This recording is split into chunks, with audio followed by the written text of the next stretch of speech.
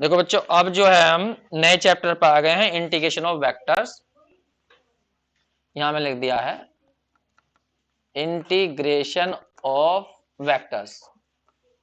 तो ये कोई नया चैप्टर कुछ भी नहीं है, जैसा तुमने डिफरेंशिएशन करा है वैसे इंटीग्रेशन भी तुम जानते ही हो, बस यहाँ वेक्टर करेंगे और कुछ नहीं, करना सब ऐसा ही है। फिर मैं थोड़ी सी डेफिनेशन तो लिख देता हूं। मान लो कोई फंक्शन टी में है, कोई फंक्शन टी में है, और तुमसे कोई कहता है टी के रेस्पेक्ट में डिफरेंशिएट करो, टी के रेस्पेक्ट में ही, तो बताओ आंसर क्या है में आएगा, एक्स में या टी में? कोई फंक्शन टी में है और तुमसे कोई कह रहा है टी के रेस्पेक्ट में डिफरेंशिएट करो, हाँ डिफरेंशिएट करो, तो आंसर कैसा ना, एक्स में आ जाएगा, शायद चमत्कार हो जाएगा, एक्स में अपना बन जाएगा, टी में तो आंसर आएगा। मान लो वो आंसर एफ टी आया, छोटा एफ टी बनाया मैंने इससे अलग। अरे जैसे मान लो कहीं पर कोई कहने लगा साइन टी का अवकलन करोगे, तो टी में तो आंसर आ रहा है, क्या माना है, कोस टी। ठीक, तो मैंने एफ टी कहा, तो यहां बताइए एफ टी जो छोटा एफ टी है इसे क्या बोलेंगे, बड़े एफ का क्या निकाला तुमने, ये मतलब कोस टी को क्या कहेंगे, साइन टी का क्या है, यो क्या निकाला तुमने, अवकलन गुणांक। कोस टी क्या है, अवकलन गुणांक है, डिफरेंशियल कोफिशिएंट है किसका, साइन टी का, किसके सापेक्ष करने पर, टी के रेस्पेक्ट में। तो यही बात मैं लिख रहा हूं। तो हम एफ टी को, इस वाले एफ टी को, छोटे वाले एफ टी को कहते हैं, एफ टी को क्या कहते हैं, इज कॉल्ड, कॉल्ड का मतलब ठंडा, कोल्ड, इज कॉल्ड, और हाँ is called differential coefficient, differential coefficient Hindi में लिख लियो, कोई दिक्कत नहीं है, कोफिशिएंट अवकलन गुणांक कहते हैं, किसका कहते हैं, ऑफ बड़े वाले एफ टी का, लेकिन किसके रेस्पेक्ट में, विद रेस्पेक्ट टू टी के। जैसे यहाँ पे कोस टी को क्या कहेंगे, डिफरेंशियल कोफिशिएंट किसका, साइन टी का, तो साइन टी को क्या कहेंगे, कोस टी का, कुछ नाम तो हो, कुछ बोला तो, साइन टी को क्या कहें, तो उसे बोलते हैं साइन टी को कोस टी का इंटीग्रेशन। समझ में आ गई? तो ये उल्टा बोलने का तरीका कह दीजिए। तो एफ टी को, इस एफ टी को कहेंगे, एफ टी को, इस एफ टी को क्या बोलेंगे, इस वाली फंक्शन का इंटीग्रेशन। एंड यहां लिख दिया मैंने, और बड़े एफ टी को क्या कहते हैं, F T is called integration किसका, छोटे वाले एफ टी का, किसके सापेक्ष, विद रेस्पेक्ट टू टी। और इसे दिखाते कैसे हैं, डिनोटेड बाय, दिखाते हैं, यहां इंटीग्रेशन का साइन ऐसे लगाएंगे, छोटा एफ टी यहां लिखेंगे डी टी, अब बराबर आंसर क्या आएगा, एफ टी। जैसे इसको कहा तुमने, इसे क्या कहा, इस वाले का डिफरेंशियल कोएफिशिएंट, तो इसे क्या कहेंगे, इसका, इसका इंटीग्रेशन। उल्टा बोलने का तरीका तो होता है ये, बस ये तुम्हें सिखाया गया होगा, इंटर में बताया होगा, मैंने ये टी में बताया, वहां पर उसने एक्स वाई में बताया होगा, तो उससे कुछ नहीं फर्क पड़ता, बातें एक ही है। तो अब हमें ये काम करना है, सही है।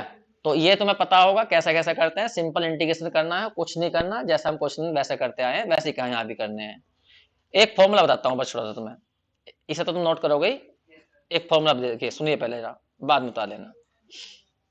देखो हमने कई जगह वेक्टर आर का स्क्वायर लिखा था, आर का स्क्वायर, वेक्टर आर का स्क्वायर, तो मैंने कहा था इसका मतलब होता है आर डॉट आर। जब भी किसी वेक्टर का स्क्वायर हो तो उसका मतलब उसके बीच में डॉटा नहीं।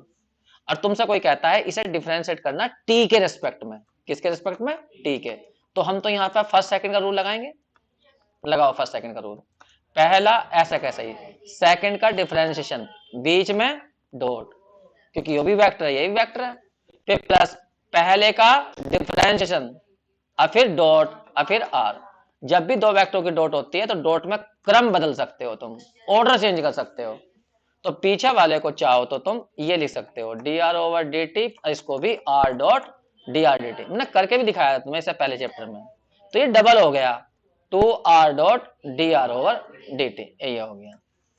अगर तुमसे कोई पूछने लगा यहाँ पर एक मिनट मैं दोबारा लिख देता हूँ, यहाँ पर ऊपर वाले को ये लिख दिया, टी है यहाँ, तो इसको हमने डिफरेंशिएट करा और ये आंसर आया, तो इसे क्या पढ़ेंगे, ये क्या आया, इस वाले का डिफरेंशियल कोएफिशिएंट आया, किसके रेस्पेक्ट में, ठीक है, ठीक है।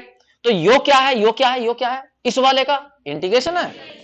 तो इसका मतलब ये हुआ two are dot D R over D T का integration with respect to T के क्या बैठेगा, आर वेक्टर का स्क्वायर बैठेगा।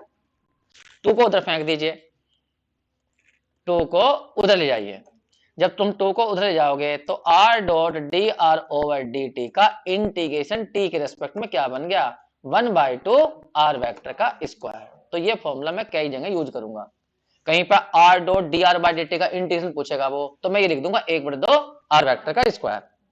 वैसे तो इसमें कांस्टेंट भी जोड़ते हैं c भी, लेकिन हम ज्यादातर क्वेश्चन डेफिनेट इंटीग्रेशन करेंगे, लिमिट दी गई होगी, अगर लिमिट दी जाती है तो कांस्टेंट जोड़ने की जरूरत नहीं पड़ती, वरना कांस्टेंट जोड़ दीजिए। बस ये छोटी सी बातें हैं, बेमतलब की बातें, इनका कोई यूज तो है नहीं इतना खास, बता दिए मैंने तुम्हें। फिर भी मैं एक छोटी सी बात फिर भी रिपीट करूंगा, याद करो। तुमसे कोई कहता है डिफरेंशिएट करना है तुम्हें, चलो एक्स के करते हैं, साइन एक्स का डिफरेंशिएशन क्या आएगा ये बताइए, कोस एक्स आएगा। तो कोस एक्स को क्या कहते हैं, साइन एक्स का डिफरेंशियल कोएफिशिएंट। तो साइन एक्स को क्या कहेंगे, कोस एक्स का इंटीग्रेशन, तभी तो लिखते हैं फॉर्मूला ये, कोस एक्स का साइन एक्स आएगा। ठीक है, तो अब फिलहाल इन्हें नोट करिए और फिर हम इससे क्वेश्चन करेंगे।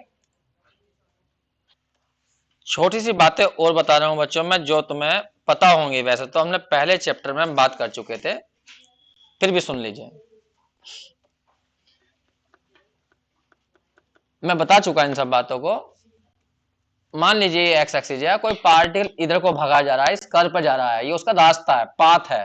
किसी समय पार्टिकल पी पॉइंट पर है, यहाँ पर समय मान लीजिए टी है, उसके कोऑर्डिनेट जो हैं, उसकी स्थिति जो है वो एक्स वाई जेड है। और यदि वेक्टर में लिखना चाहेंगे तो इसे आर से दिखाते हैं, और आर वेक्टर बराबर होता है हमारा एक्स आई वाई जे प्लस जेड के। तो आर किसी भी पॉइंट की पोजीशन को बताने के लिए यूज किया जाता है। सही है, ठीक जी। अब एक बात सुनिए, यदि कोई कहता है इसको डिफरेंशिएट करिए, तो ये डिफरेंशिएट करके तुम क्या निकालते हो, ये निकालते हो वेलोसिटी, बताया तुम्हें। और यदि कोई कहने का दोबारा डिफरेंशिएट करिए तो क्या निकालते हो तुम, त्वरण एक्सीलरेशन। स्पेलिंग ना पता, ये आ गई। सही है। अब क्वेश्चनों में यदि उल्टा दिया जाए तुम्हें, अगर तुम्हें वो क्वेश्चन में ये दे रहा है d2r ओवर dt स्क्वायर, कहने का मतलब तुम्हें क्या दे दे, एक्सीलरेशन, और तुमसे कहने लगे वेलोसिटी निकालियो, तो क्या करोगे तुम, इंटीग्रेशन। एक देखो, एक बताओ, एक डिफरेंशिएटर बढ़ाया, आर में डिफरेंशिएशन नहीं था, तुमने कर दिया तो वेलोसिटी आ गई, फिर दोबारा कर दिया तो एक्सीलरेशन आ गया। और यदि उल्टा करा जाए, ये दिया जाए और तुम्हें ये निकालना हो, तो इंटीग्रेशन करो ना, उल्टा करना शुरू कर दो। तो एक्सीलरेशन दिया हो और वेलोसिटी पूछा है, तो जो भी लिखा उसका एक बार इंटीग्रेशन कर देना, तो वेलोसिटी दी जाएगी। फिर कहने लगा नहीं भाई उसकी पोजीशन बताओ, तो दोबारा इंटीग्रेट कर दिया, सही है, तो आर निकल आएगा। बस सिंपल सी बात है, सब तुम जानते हो, इन्हें नोट करने की कोई खास जरूरत नहीं है। अब हम आते हैं सीधी एक्सरसाइज में। एक ही एक्सरसाइज है, बड़ी छोटी सी एक्सरसाइज है, बेमतलब की रखी है सजाने के लिए कि हाँ एक चैप्टर बन गया। करें, ठीक जी, किताब खोलिए जल्दी से और एक्सरसाइज में पहुंच जाइए। देखिए क्वेश्चन नंबर 1, देखिए छोटे मोटे क्वेश्चन नहीं करने का बिल्कुल भी, मैं केवल समझा दूंगा मैं। क्वेश्चन नंबर 1 में दिया हुआ है हमें इफ एफ टी बराबर दिया है ये टी माइनस के टी स्क्वायर, पीछे आई प्लस के 2t क्यूब और पीछे जे और माइनस के 3 के। ये रहा, बताइए मैंने वेक्टर कहां पे छोड़ दिया, क्वेश्चन में पढ़ो, इसमें एफ टी पर ये वेक्टर है, देखो एफ लिखा भी है ना, गाढ़े में लिखा है। अब वो कह रहा है इसे इंटीग्रेट कर दो, भला इसमें इंटीग्रेशन करने में क्या, टी के सापेक्ष इंटीग्रेट कर दो। अरे क्या दिक्कत है, टी का इंटीग्रेशन बताओ, टी स्क्वायर बाय 2, इसका टी क्यूब अपॉन 3, आई तो नहीं लिखा जाएगा, इसका इंटीग्रेशन 2t की पावर 4 अपॉन 4, बताओ 3 के तो कांस्टेंट है, तो 1 का क्या होगा t, ये आ गया। और एक कांस्टेंट जोड़ दो c। अब वो कहने लगे लिमिट दे देवे, उसने कहा लिमिट लेना 1 से 2 तक और तब इंटीग्रेट करके दिखाना, तो क्या बड़ी बात है, इंटीग्रेशन तो यही होगा, बस लिमिट भर देंगे, यही इंटीग्रेशन होगा। टी स्क्वायर बाय 2 माइनस के टी क्यूब अपॉन 3, पीछे आई प्लस के 2t की पावर 4 अपॉन 4, जे माइनस के 3 के टी, और सी मत लिखना बस, और टी की वैल्यू एक बार 1 भर देना पूरे में और एक बार 2, वो तो भर लोगे। तो कोई मुश्किल क्वेश्चन नहीं है, ये सब आसान क्वेश्चन है, एक बार उतारना तो उतार लीजिए, वरना मैं उतारने के पक्ष में तो नहीं हूं, इनको उतार लीजिए, तुम्हें उतारना है तो उतार लो, उतार लो, उतार लो। तो नंबर 4 में देखो क्या देखा, एक आर वेक्टर दिया और एक एस दिया, पहले आर और एस की डॉट करना, उसके बाद जो आ जाएगा इंटीग्रेशन करना। क्वेश्चन नंबर 5 आ जाइए, find the value of r, यही है ना, तो मैं इसे कर देता हूं 1 मिनट के लिए। क्वेश्चन नंबर 5 क्या है देखो, उसने कहा find the value of are, find the value of are, are की वैल्यू निकालिए। किससे निकालिए? उसने मुझे ये दिया D two are over D T square equal to A लिखा और एक गाढ़ा बनाया और पीछे लिख भी दिया ए इज कांस्टेंट वेक्टर, वेक्टर ये दिया। सुनो अब बताओ ये क्या दिया मुझे, वेलोसिटी दी, एक्सीलरेशन दिया या पोजीशन दी? एक्सीलरेशन। और आर निकालने को कह रहा, पोजीशन बताने को कह रहा, तो क्या करूं? डिफरेंशिएट डी क्यों बनाऊं? इंटीग्रेशन, तभी तो आर पहुंचोगे तुम। तो एक बार इंटीग्रेट कर दो, बताओ क्या जाएगा इस साइड में? D R over D T. इधर ए तो कांस्टेंट है तो 1 का क्या होगा? टी, और ए कांस्टेंट जोड़ दो, अपने पास है सी। बस एक बात ध्यान रखनी, जब तुम वेक्टर कर रहे होगे और कांस्टेंट जोड़ोगे तो कांस्टेंट वेक्टर जोड़ना, C1 नहीं, सिंपल C1 के ऊपर वेक्टर लगाना। समझ में आ गई बात तुम्हें? क्योंकि हम वेक्टर में कर रहे हैं सारा काम। अब मान लो दोबारा इंटीग्रेट कर दो, दोबारा इंटीग्रेट कर दो कि क्या बचेगा यहाँ? आर। तो बताओ इसका दोबारा इंटीग्रेशन क्या होगा? टी का टी स्क्वायर बाई 2, और C1 का क्या होगा? टी, और ए कांस्टेंट और जोड़ दो। समझ में नहीं आई बात तुम्हें? बस आंसर आ गया, ये रहा आर। अब उसने कुछ कंडीशन दी, जब भी कंडीशन देता है ना तो कंडीशन का मतलब जो तुमने अपने पास से जोड़ा है C1 C2 इनकी वैल्यू निकाल दिखाओ। सही है भाई?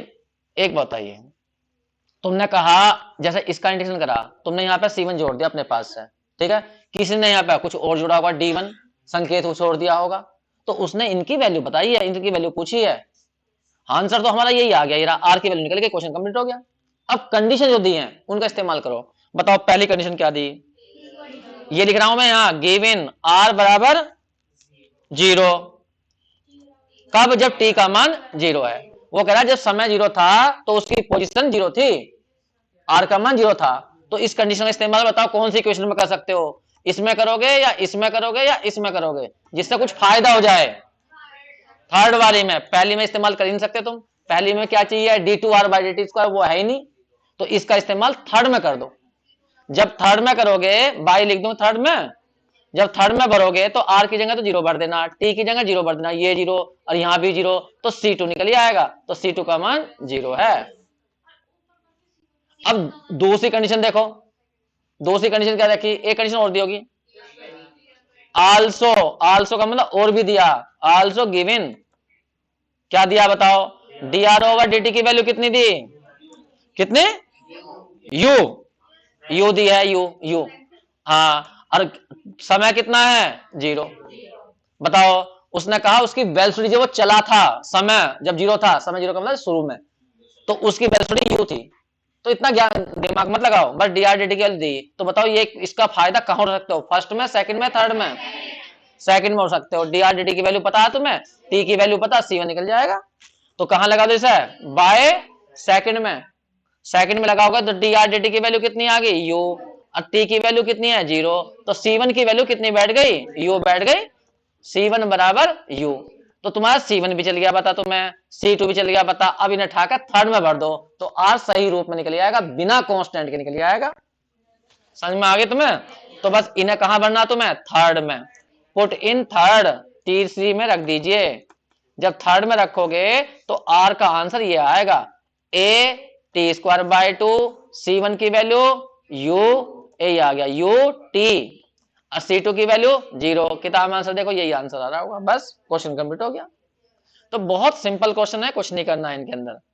जल्दी से नोट कर लीजिए, जो हमने ये आंसर निकाला है तुम उसे चेक भी कर सकते हो। ये जो आर होता है ये पार्टिकल की पोजीशन बताता है कि पार्टिकल कहां पर है।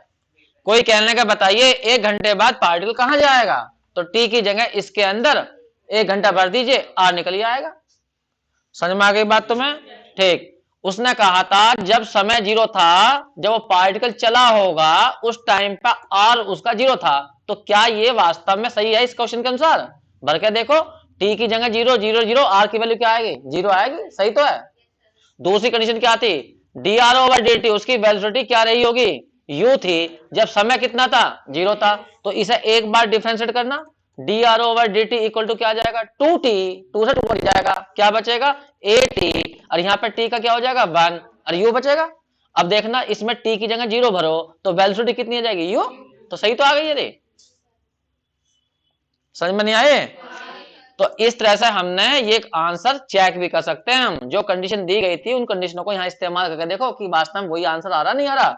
उसने कहा जब समय था तो आर जीरो आना चाहिए, तो हमने समय जीरो भर के देखा तो आर जीरो बैठेगा इससे। ठीक है, अब हम एक क्वेश्चन और कर रहे हैं, क्वेश्चन नंबर 6 देख लीजिए, बिल्कुल सेम यही क्वेश्चन है, बस कंडीशन बदली है उसने। क्वेश्चन नंबर 6 पर आ जाइए। 6 में दिया उसने find the value of are, find the value of are, are की वैल्यू निकालनी है किसके द्वारा, क्वेश्चन दिया है ये d two are over D T square equal to 6ti minus 24t square j plus k 4 sign T के। Condition भी रखी है पीछे, लिख देता हूं कंडीशन भी। आर की वैल्यू कितनी है 2i प्लस के जे है, कब, जब t का मान 0 होगा, पीछे लिखा होगा t इक्वल टू 0। और दूसरी वेलोसिटी बताई है उसने डी आर डी टी, वो कितना है माइनस के आई माइनस के 3 के है, कब, जब t का मान 0 है। ठीक है, अब यहां ध्यान देना, सबसे पहले यहां देखो r पूछा और एक्सप्रेशन दिया तो साफ समझ गया जाओ, इससे r बनाने के लिए तुम्हें इंटीग्रेट करना पड़ेगा। तो एक बार इंटीग्रेट करो, हाँ यहां क्या बचेगा D R over D T, इधर बताओ, हाँ टी स्क्वायर बाय 2, बहुत बढ़िया, आई यहां बताओ टी क्यूब अपॉन 3 जे, यहां बताओ 4 cos टी के एक कांस्टेंट C1, साइन टी का इंटीग्रेशन माइनस से cos होता है, हाँ तो यहां आ गया C1, उल्टा कर लग रहा ना, हम कह रहे हैं साइन टी का इंटीग्रेशन क्या है माइनस से cos टी है, तो इसे डिफरेंशिएट करके देखो यू आना चाहिए, सही है। ठीक जी, एक बार और इंटीग्रेट कर दीजिए तो r इक्वल टू बताओ यहां आएगा t की पावर 3 अपॉन 3, तो 6 से 6 कट जाएगा, t क्यूब आई लिख दो, यहां बताओ t की पावर 4 अपॉन 4 12 हो गया, 12 दूनी 24, यहां पे cos t का हो जाएगा sin t, तो 4 sin t के, और C1 का हो जाएगा C1 t, और एक कांस्टेंट और जोड़ दो C2, वेक्टर जरूर लगा देना, ये मान लो 1 है, ये 2 है, ये 3 है, आंसर तो मेरा ये आ गया, ये वाला लास्ट वाला। लेकिन वो कह रहा नहीं मैं तुम्हें कंडीशन दे रहा हूं, तो यहां से C1 C2 जो तुमने जोड़े हैं उनकी वैल्यू भी निकाल के दिखाओ, सही है। ठीक जी, पहली कंडीशन बताओ क्या थी, पहली कंडीशन थी t का मान 0 है तो r का मान कितना बताया था उसने 2i प्लस के जे, बताओ इस कंडीशन को कहां इस्तेमाल करोगे, फर्स्ट में, सेकंड में, थर्ड में, थर्ड में, इसमें दिया r, इसमें है velocity D R D T, तो इसे थर्ड में यूज करो, थर्ड में लगाओ, r की जगह तो भरो 2i प्लस के जे, और t की जगह 0, ये 0, ये 0, साइन 0 0, यहाँ 0, तो C2 निकल आया, तो C2 की वैल्यू ये बैठेगी। दूसरी कंडीशन और क्या थी, डी आर डी टी की वैल्यू इतनी है जब t बराबर 0 है, तो इसे कहां इस्तेमाल करोगे सेकंड वाली में, सही है। यहां लिख रहा हूं मैं आल्सो गिवन, और ये भी दिया है डी आर डी टी की वैल्यू कितनी बताई है माइनस के आई माइनस के 3 के, कब, जब t बराबर 0 है, t पे वेक्टर नहीं होता, समय वेक्टर में नहीं होता, t पे मैंने वेक्टर गलत लगा दिया, t बराबर 0। अब हम इस्तेमाल करेंगे सेकंड में, करें, बताओ सेकंड में रखो, जब सेकंड में भरोगे यहाँ पे डी आर डी टी की वैल्यू कितनी आई माइनस के आई माइनस के 3 के, ये तो थी, इक्वल टू t की जगह 0, यहाँ 0, यहाँ 0, 4 0, तो 4 के आ गया, अब प्लस के C1, तो C1 कितना आएगा 4 के को इधर ले आओ, तो माइनस के आई प्लस के बचेंगे शायद, ये आ गया C1। अब C1 C2 की वैल्यू थर्ड में भर दो, बस वही आंसर है। किस में भरना है तुम्हें, पुट इन थर्ड, तो r वेक्टर सही रूप में आ जाएगा जो भी होगा, t क्यूब आई माइनस 2t की power 4j minus 4 sine t k plus k C1 की वैल्यू बताओ कितनी आई थी माइनस के आई कैप प्लस के कैप, और पीछे t था, और C2 की वैल्यू खोल दो, C2 की वैल्यू आई थी 2i प्लस के j, बस जी आंसर यही आ गया। हाँ हो सकता है किताब ने सजा रखा हो, सजाने का मतलब क्या कर रखा होगा उसने, आई के एक जगह इकट्ठे कर रखे होंगे, जे वाले एक जगह और के वाले एक जगह, वो तो तुम भी कर सकते हो, वर्जिन, यही आंसर आएगा।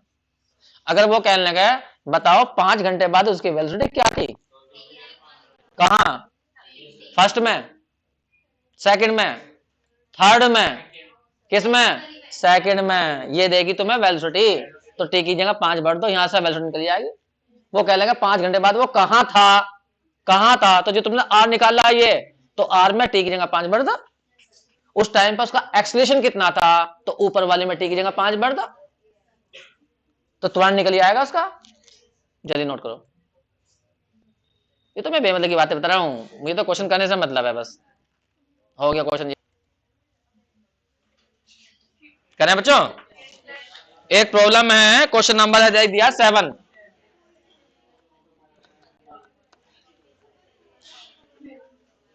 द एक्सीलरेशन, अब की बार उसने एक्सीलरेशन दिया है ना, अब की बार उसने ऐसा लिखा है, एक्सीलरेशन कितना है, e की पावर t i प्लस ए की पावर 2t j। तब वो कह रहा आर निकाल के नहीं v निकाल के दिखा दो, हाँ, एंड फाइंड v, अरे v निकाल के दिखाओ, प्लस के t के भी है, आई जे के से ही चल रहा है कि पता पार्टिकल 3D में, 3 डायमेंशन में मूव कर रहा है, चल रहा है। चलो उसकी बात छोड़िए, v निकालना, और कंडीशन भी दिया है, कंडीशन दिया उसने कि भाई v की वैल्यू i प्लस j है जब t की वैल्यू 0 है।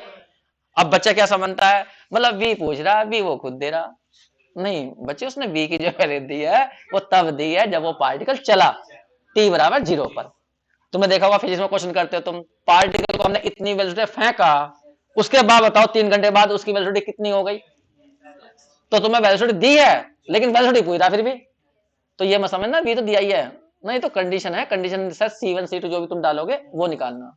देखो क्वेश्चन का बस थोड़ा सा लिखने का तरीका बदला उसने, एक्सेलरेशन दिया तो तुम समझ जाओ एक्सेलरेशन क्या होता है, d2r ओवर dt स्क्वायर दिया उसने, क्वेश्चन को घुमा के बोल दिया, दिया तो वही है ए की पावर 2t j प्लस के।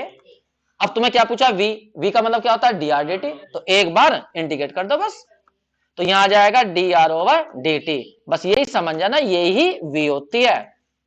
बताओ इंटीग्रेट करो, e की पावर t का, e की पावर 2t का, और 1 का, बस अरे एक कांस्टेंट डाल दो C1। अब तुम्हें बस कंडीशन इस्तेमाल करके C1 की वैल्यू निकालनी, दोबारा इंटीग्रेट मत कर दियो जो उसमें आ गए, आर ना पूछा उसने, केवल v पूछा है बस। अब कंडीशन बताओ क्या दिया, given v equal to i plus J, कब, जब t की वैल्यू 0 है। तो किस में इस्तेमाल करूं, फर्स्ट में सेकंड में, सेकंड में, तो v की जगह तो भर देंगे i प्लस जे, और उस साइड में t की जगह 0, e की पावर 0, e की पावर यहां भी 0, तो 1/2 j, और t की जगह यहां 0 तो 0 प्लस C1 बच जाएगा, आई से आई कट गया, 1/2 इधर लाओ, यहां 1 है और यहां 1/2 है, तो 1/2 j बचेगा, ये आ गया C1। अब इसकी वैल्यू फिर वापस सेकंड में भर देना, जब सेकंड में भर दोगे तो v सही रूप में निकल आएगा बिना कांस्टेंट के।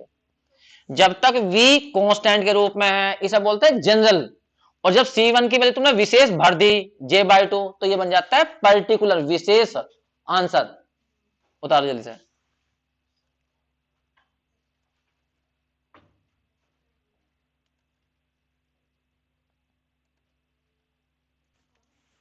एट पर जाइए।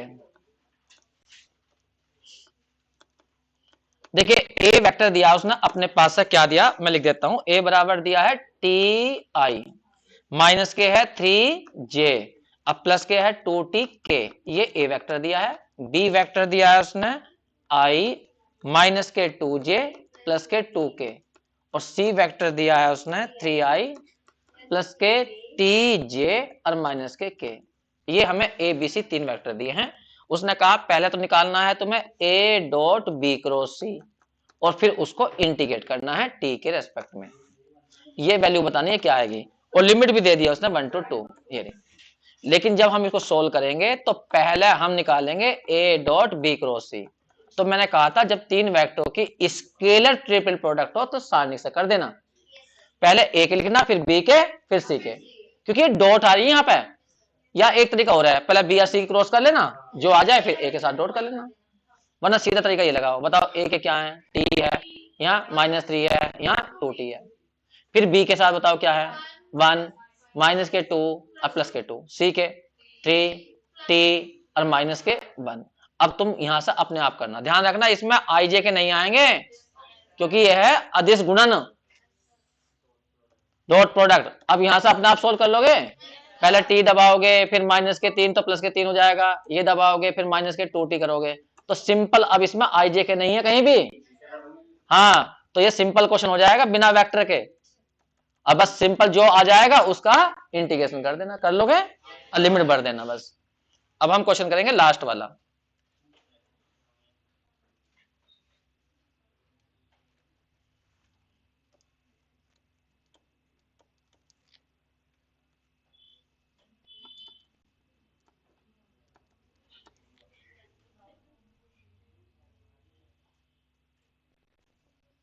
क्या लिखा, d2r/dt²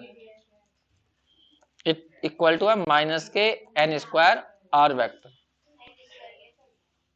नहीं r² नहीं है n, ना वो क्वेश्चन गलत है, n का स्क्वायर है ये, n का स्क्वायर ही होगा, यही होगा। एक मिनट पहले फिर चेक कर ले ऐसा।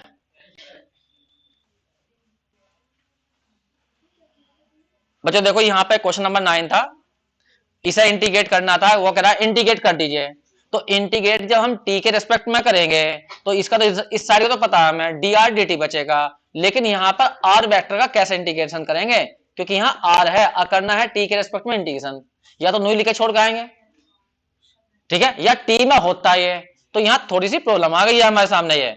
तो मैंने एक फॉर्मूला बताया था तुम्हें शुरू में ही, वो बता रहा हूं मैं तुम्हें। मैंने ये बताया था कहीं पर ऐसा आ जाए r डॉट dr/dt का इंटीग्रेशन t के रेस्पेक्ट में, वो होता है 1/2 r वेक्टर का स्क्वायर, ये तो बताया था, ठीक जी।